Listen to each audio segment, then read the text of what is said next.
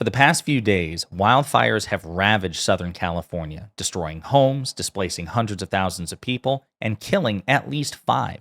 And in the midst of this crisis, not only do you have Donald Trump picking a political fight with Democratic Governor Gavin Newsom, you actually have people on the Fox propaganda network on live TV publicly blaming the Democratic voters for the wildfires. But before we unpack all that, if you end up liking this video and you want to support the channel, please be sure to hit the like, subscribe, and alert bells before you go. All right, friends, we have several clips to talk about in this video, okay? Right now, local, state, and federal authorities are struggling to contain the wildfires, which are, again, wreaking untold havoc. One of the things that strikes me the most, besides the damage, the immediate damage to human lives and property, is, again, the staggering asymmetry and the callous lack of empathy coming from the Republican Party and the right-wing media ecosystem. So we're going to play some clips of a Fox News contributor, Leo Terrell, and a former Republican nominee for president, an economist, Larry Elder, blaming the Democratic voters for a wildfire which is devastating their lives and their state. By yelling out climate change. I heard Karen Bass right before the show. It's climate change. It's climate change. That's a lie. It's poor management on the part of the Democrats. They do not look at fire prevention, what you said, basic forestry as a priority. It's climate change. It's EV mandates. It's preventing oil drilling. It's DEI, that DEI, which is so sickening. What does DEI have to do with putting out fires? But you got a city fire chief who thinks DEI is the #1 issue. It's insulting. And you know what? I blame the voters and I blame the media here. Sean, you think the national media is biased? The local media in California kissed the ring of the Democrat Party. They do nothing. What a psychotic response to an ongoing catastrophe. Again, disasters, natural disasters, man-made disasters, school shootings, whatever they may be, crises have political implications. And if it turns out that the Democratic Party screwed up in some way in California, which contributed to this wildfire, that is worth talking about. But number one, Leo Terrell has no proof of that. And number two, why the hell would you blame the voters? And number three, imagine if the shoe were on the other foot. And we're going to talk more about that in a second. On the same Sean Hannity panel, you also had former Republican candidate for president Larry Elder echoing Leo Terrell's statements.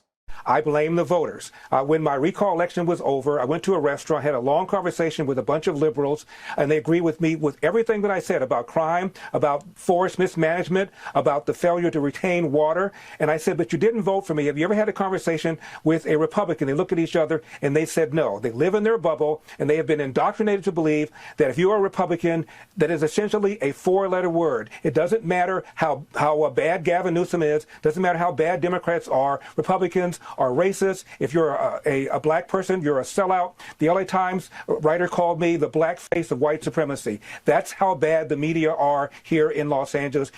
So again, you have Larry Elder also whining about voters, blaming voters and whining about the media, saying that he was treated unfairly by the media. This is not the time for you to litigate your personal grievances with the media, or at least tying it to a wildfire. If you want to talk about your grievances with the media, be my guest. But why the hell are you tying that to a wildfire? So again, we're going to talk about this, but let's also set the stage. California wildfires, what we know about the LA fire evacuations, maps, what caused it, who is affected, and more. Fueled by powerful winds and dry conditions, a series of ferocious wildfires erupted Tuesday and roared across the Los Angeles area, destroying hundreds of homes and killing at least 5 people.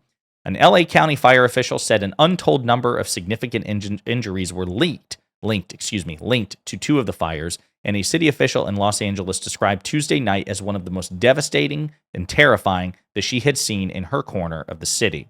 This is looking worse and worse the more information we get, climate scientist Daniel Swain said. Here's what we know about the fires. So you have the Palisades fire, the Eaton fire, the Hearst fire, the Sunset fire, the Lydia fire, so separate wildfires. More than 100,000 people have been evacuated. Pasadena Mayor Victor Gordo told reporters on Wednesday in discussing the Eaton fire, and 100,000 have been told they may need to evacuate because they live in a danger zone. Roughly 37,000 people in the path of the Palisades fire were ordered to leave their homes in the cities of Calabasas, Malibu, and LA, law enforcement and fire officials said.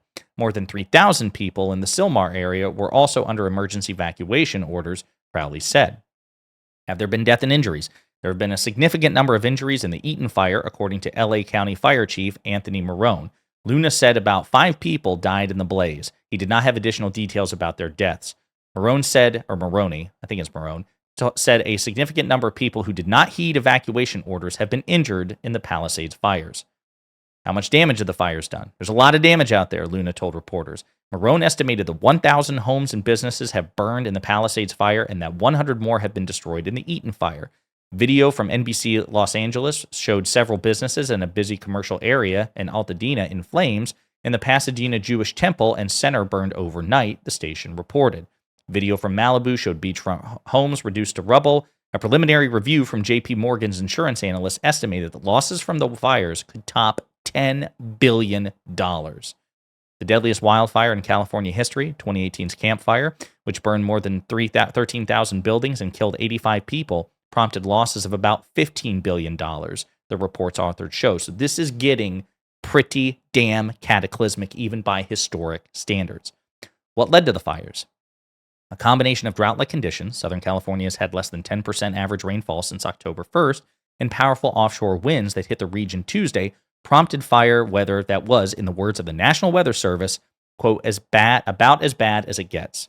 The agency issued a red flag warning indicating an increased risk for fire danger to 19 million people.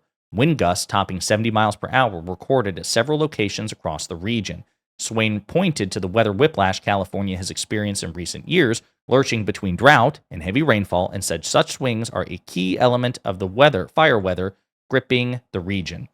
Quote, it's not just that drier conditions are perpetually more likely in a warming climate, he said, according to Inside Climate News. Quote, it's that this oscillation back and forth between states is something that is particularly consequential for a wildfire risk in Southern California. So, again, and we have information that is still ongoing.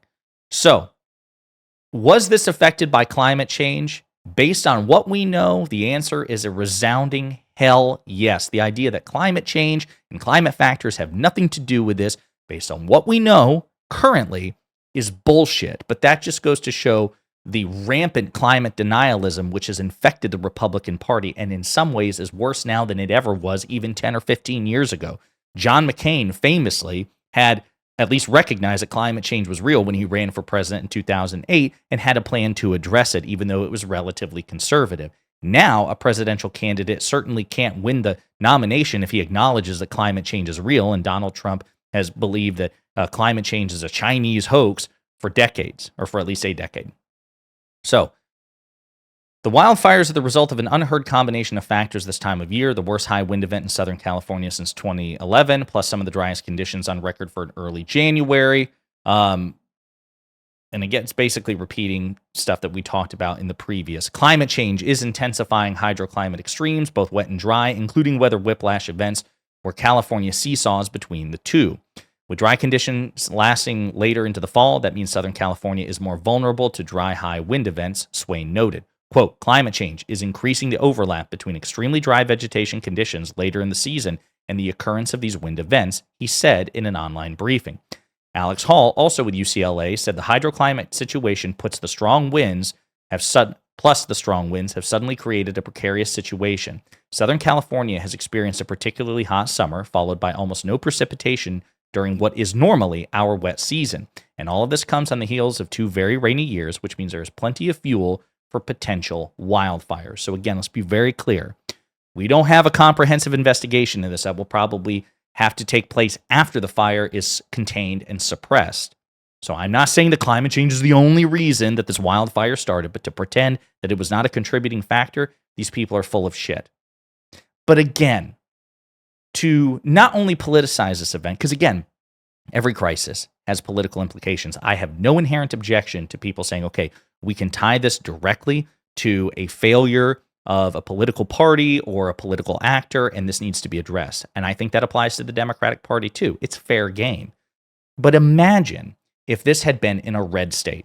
There are disasters which occur in red states all the time. We recently went through, just a couple of months ago, 2 back-to-back devastating hurricanes, predominantly in red states. What did President Biden do? What did the Democratic Party do? President Biden could have taken the opportunity, as you're about to see from Donald Trump, to blame red state governors. He could have blamed Gavin Newsom. He could have blamed the governors of Georgia and South Carolina and say, you know, why the hell should the federal government foot the bill on this? You guys don't even acknowledge climate change is real. You guys take no steps towards addressing climate change and trying to reduce the frequency and the severity of these hurricanes. You all don't give a shit, so why should we? President Biden could have politicized this. The Democratic Party could have politicized this in a way to hurt Republicans. Instead, what happened was that the Biden administration and the Democratic Party rallied around these red states and these purple states like North Carolina and did their damn best. President Biden issued emergency orders, declarations. He was on the horn with red state governors. They publicly thanked him for his efforts and his agility. Meanwhile, Donald Trump from the sidelines, from the peanut gallery, was lying about, actually the Biden administration is deliberately withholding efforts. They're deliberately withholding funding. They're deliberately withholding FEMA assistance to try to hurt you before the election. Total bullshit. But again, it goes to show the staggering asymmetry between the two parties, between the two political leaders. And we've talked about this before. When Trump was in office and blue states like California had disasters, or even purple states led by a Democratic governor like North Carolina, when they suffered disasters, Donald Trump played politics with it. He was slow to provide support. He nickeled and dimed the federal support, whereas President Biden, as I'm about to show you in this clip, is basically like, hey, we'll be with you every step of the way, and damn it, we'll contribute as much as we possibly can. The tenor between these two parties is so staggering. And you know what Biden didn't do? Biden not only didn't blame the political leaders, the Democrats didn't blame the political leaders, like, again, Gavin Newsom. They sure as shit didn't blame the voters. This is what President Biden had to say to Governor Newsom in regards to these Southern California wildfires. We're prepared to do anything and everything as long as it takes to contain these fires and help reconstruct, make sure that we get back to normal. It's going to be a hell of a long way. So again, he wasn't mic'd up, so in case you didn't hear it, he said, we are prepared with anything and everything as long as it takes to contain these fires and reconstruct and make sure we get back to normal. We will provide everything you need. Everything you need. Now, in response, Donald Trump, the man who in 11 days will become president, says Governor Gavin Newsom refused to sign the water restoration declaration put before him that would have allowed millions of gallons of water from excess rain and snow melt from the north to flow daily into many parts of California, including the areas that are currently burning in a virtually apocalyptic way. He wanted to protect an essentially worthless fish called a smelt by giving it less water. It didn't work, but didn't care about the people of California. Now the ultimate price is being paid. I will demand that this incompetent governor allow beautiful, clean, fresh water to flow into California. He is to blame for this. So Donald Trump is using this as an opportunity to do the exact opposite. Instead of saying, hey, listen, thoughts and prayers to the citizens of California, the residents of California, regardless of their political affiliation. I lend all the support I can to Governor Gavin Newsom in this crisis. And then again, in the aftermath, if it turns out that Newsom did something either through negligence or incompetence or maliciousness to contribute to this, then you can attack him for it, the way, quite frankly, Democrats should be willing to do with red state governors, even though we don't, because we look at it very differently, and certainly our political leaders do. Again, the asymmetry is staggering. CNN fact checks relentlessly Donald Trump's many claims. As wildfires rage, Trump lashes out with false claims about FEMA and California water policy. He just lies his ass off. Trump claimed on social media Wednesday that President Biden is leaving no money in FEMA. Trump's claim is false. Though FEMA's disaster relief fund was depleted last year by a series of major disasters, Biden signed a bill in November that replenished the fund. The current balance of the disaster relief fund is currently $27 billion, FEMA told CNN in an email on Wednesday. Newsom and the water restoration declaration. This is false. Newsom has never refused to sign a water restoration declaration. In fact, there's no such document, as Newsom's office said on social media on Wednesday, and experts on California water policy confirmed. As of early Thursday morning, Trump's presidential transition team had not provided a response to CNN's request Wednesday afternoon to identify what the hell Trump was talking about. So again, it's just one lie after another. And to put a button on this, to really emphasize this is Governor Newsom. explaining the difference between the Republican Party, which blames not only Democrats, but voters for every bad thing that occurs in this country, and the Democratic Party, like President Biden, and Democratic leaders like President Biden, who, regardless of the political affiliation of the state, take disaster relief and take crisis management very seriously. Even asked this question, but the president-elect chose to attack you, blame you for this. One can't even respond to it. I mean, people are literally fleeing. People have lost their lives. Kids lost their schools. Families completely torn asunder. Churches burned down. This guy wanted to politicize it. I have a lot of thoughts, and I know what I want to say. I won't. I stood next to a president of the United States of America today, and I was proud to be with Joe Biden. And he had the backs of every single person in this community. He didn't play politics, didn't try to divide any of us. Finally, your message.